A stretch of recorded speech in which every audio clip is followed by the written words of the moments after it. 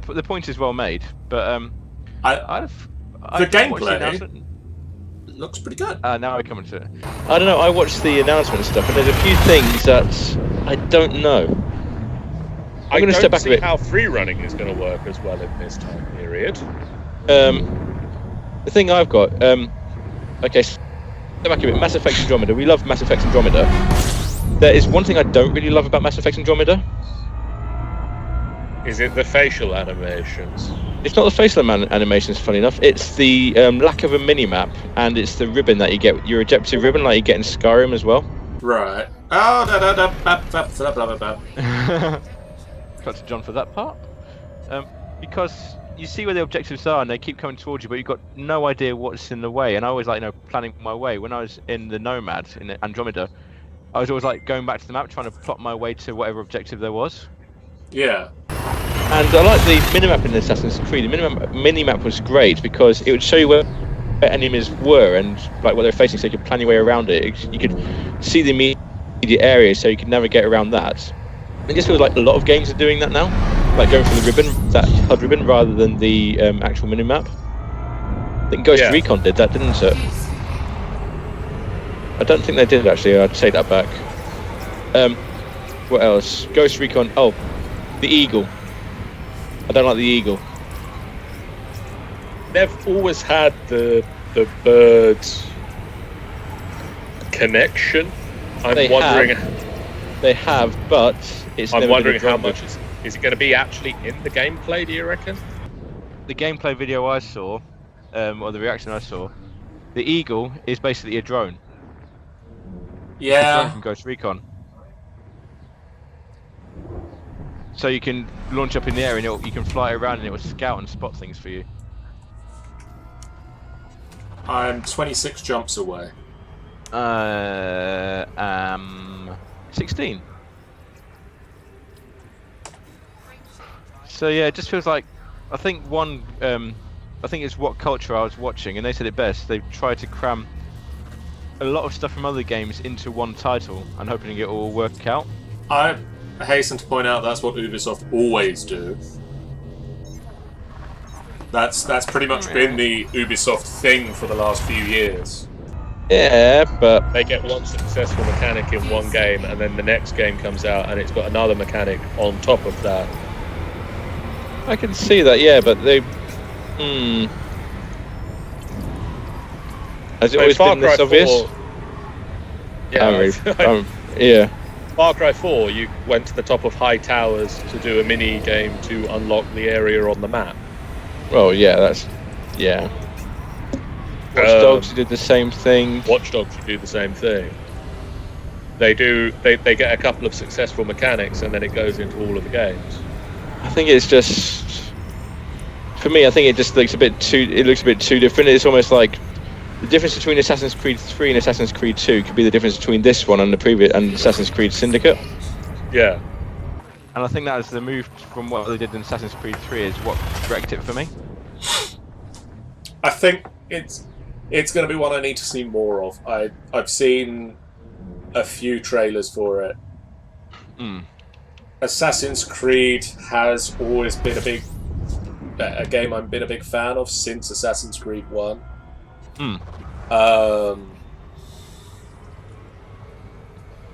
Syndicate didn't hold me as much. Really? I love Syndicate. Syndicate is my favourite. I really enjoyed it, but I've not finished it, and I've not really had the impetus to go back. Like, it's never been a thing of, oh, well, I've not finished that, I should go back and finish that. I can see that, but I basically binged the entire story in 2 weeks, and I binged Jack the Ripper when it came out. Yeah. Unity, I spent 3 months or so playing. I haven't binged it. I didn't binge it in the same way that I'd played previous games, where I would play it through in a little while and be done with it. Yeah. But for some reason, Syndicate, I've gotten to the last area in it. I've gotten to the last mission in it. And it's just, not the last mission, but the last area. Please stop sparking, and please stop sigh. up to just 130%. here. But no, Syndicate was one of my favourites. What I've liked about this series is that it's always been like it's always had that historical accuracy. You could walk around and see historical things. With each, I'm just taking a quick side quest to refuel. Right, I'm now down below 100%. All is right with the world. While I'm in an area with a station and fairly low on fuel, I'm going to stop here and pick up some fuel. Yeah. But yeah, like you say, I think probably need to see more of Origins. But what I've seen so far, it just feels like they're trying to do to Assassin's Creed what BioWare tries to do to Mass Effect. Yeah. I say we love Mass Effect Andromeda, but not everybody did. What else has there been? Well, speaking of Ubisoft games where they tack mechanics onto other things, Skull and Bones. Oh yes, I haven't actually seen a trailer for that one yet. I've heard of it. I've heard of it. Multiplayer pirate game, and everybody's immediately made the comparison to Black Flag. Isn't it from some of the Black Flag team? I wouldn't be surprised. I thought I read on, I've seen a Facebook post about it. It's all the news I've seen about it. And I'm fairly certain it was from the team that bought you Assassin's Creed Black Flag comes is another pirate game. This thing, because it's kind of what we do now. We know pirates are cool. Yeah. And pirates are cool. And the pirating in Assassin's Creed Black Flag was awesome. So much so that it really was. I know that, at least for myself, and I'm fairly certain Sean said the same thing, we both stopped assassinating for a while and we just went round pirating. And we stopped the main story mission for about 2 weeks because we were just so busy going around being pirates and attacking other ships and taking them and selling on the goods and stuff. I think about a week and a half to 2 weeks we just did that instead of play the actual game. Having said that, there was another game. Did you ever play Sid Meier's Pirates? I didn't. I've heard good things about it. You would have absolutely loved it in that case. It was essentially the pirate components that they then took onto Black Flag. But that was exactly what it was. You go around, you find ships, you fight the crews, you capture the ships, you do stuff, and it was essentially like the pirate component of Black Flag was heavily based on Sid Meier's Pirates, I'm sure of it. That's now they've got probably accurate. And now they've got a huge multiplayer. Stop what? Come out of Super Cruise at safe disengage. It's J again. Yeah, it's J. J again. I thought it was. I wanted to make sure before I get to that point.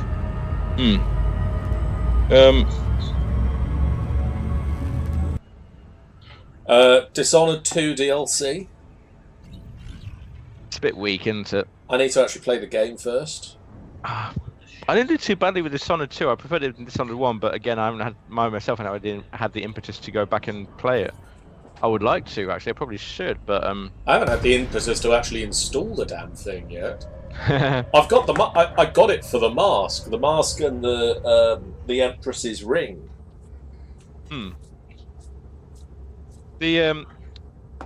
I've played the first 2 or 3 missions, possibly 3, and it is very satisfying being able to sneak around and find ways to not get spotted.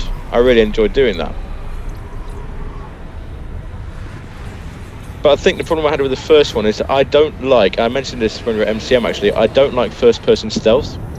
Yeah. I think it was, I can't remember who it was. I think it was Alex at work who said it. When you yourself look around, you have peripheral vision, so you've always got an idea of where things are around you. Yeah, and you've also kind of got spatial awareness. When you're in a first-person game, you don't get that. No. At all. But if you're in a third-person game, you do get that because you get the wider angle, which makes up for that. And I'm waving my hands around and you can't see that because this is on a Skype call. Yeah. I'm waving. Hello. Hi. But yeah, but that's.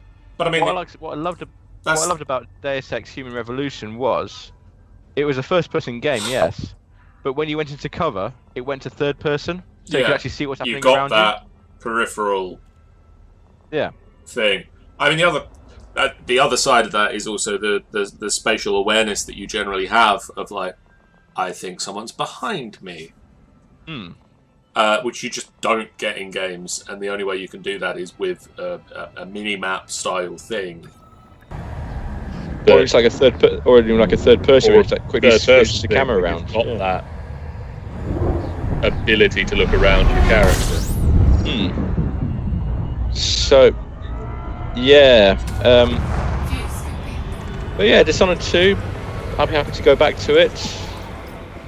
It was very satisfying getting through a level without being seen or actually hurting anybody. It was really good. Yay, some cartographic information to sell. What else? The other game that I saw that stuck out to me, Life is Strange Before the Storm.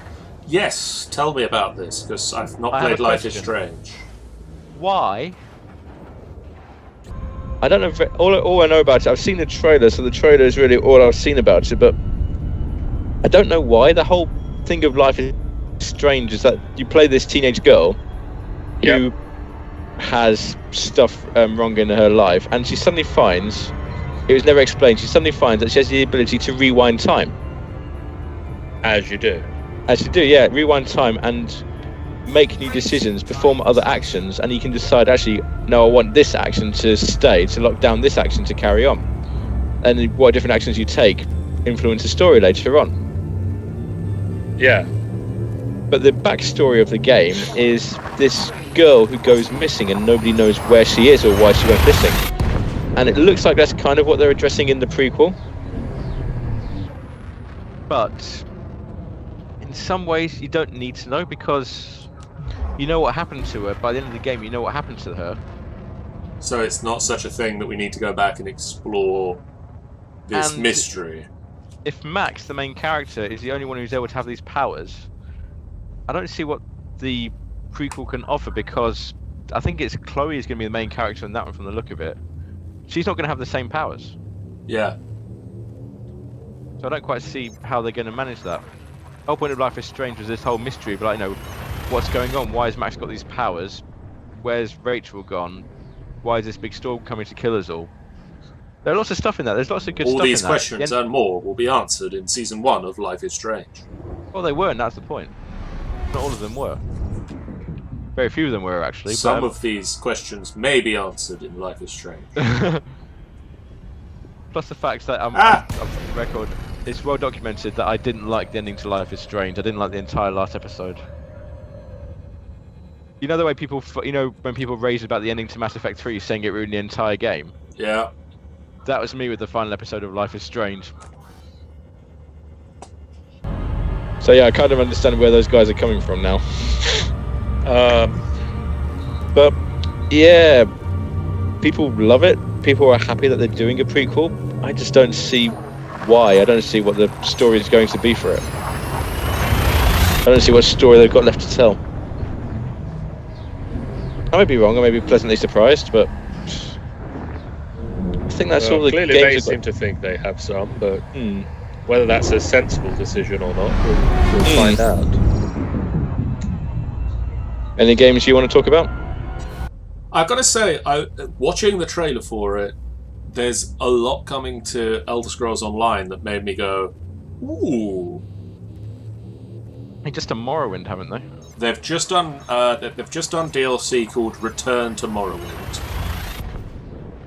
which looks interesting. And they also announced a lot of other DLC that they're working on for the rest of the year, and it's making me go, oh, I want to play more of this and play the story and see the Elder Scrolls and listen to the music, and the music actually, is awesome. I would agree with that. The music is amazing. Jeremy Soule is amazing. Have you ever played it? You've played Elder Scrolls Online, have you? I have. I got it for the Xbox One back when. I went into game and Question, why is my fuel not going up? Answer, my fuel scoop isn't deployed. Question, why is my fuel scoop not deployed? Answer, I have no idea. That's not an answer. I got Elder Scrolls Online on the Xbox One. back when Sarah and Sean were playing it. Oh yeah. 'Cause I went into game and they had the collector's edition for ridiculously cheap because it was a huge box and they needed to shift the damn thing. And so I got the big book that you've seen. Yes. I got the Molag Bal statuette and all of the Imperial gumph, which basically meant you could play an Imperial in any of the factions. I played it on the Xbox One once. Was that it? That was it. Then, my friends Natalie and Dave, who own PlayStation 4s, said, "Hey, we've just found Elder Scrolls Online." I said, "I've got that on the Xbox One." And they said, "Ha ha ha ha ha ha. We're buying it on the PlayStation 4." And so I bought a cheap pre-owned copy of it on the PlayStation 4 and have played it with them several times. However, a lot of the times when I've tried to frequently play it recently, it's gone, you need to install this update. And I've gone, well, I guess I'm not playing this for the next week. I played it. Then to finish up the full story of it real quick. I then got in my loot crate one of the pin pins things. Loot was Elder Scrolls Imperial Edition upgrade if you owned it on the PC. Oh, that's awesome. So, that's awesome. Yeah, I'm not buying it on the PC just to get the Imperial Edition update. Just because basically all of the Imperial Edition does is let you ride an Imperial horse and play as an Imperial. Well, you've already bought it twice. Why not buy it the third time? There's also that, which is kind of also why if GTA 5 is nice and cheap in the Steam sale later this summer, I might get it on the PC as well. Because It's quite good on the PC. I know people who've started playing it on the PC. I played the story on the PC. Finished the story on the PC. I think the main reason I got an Xbox One was so I could, and GTA 5 pre-owned was so I could, well, not pre-owned. I think it's fairly cheap, but was so I could play it with you guys.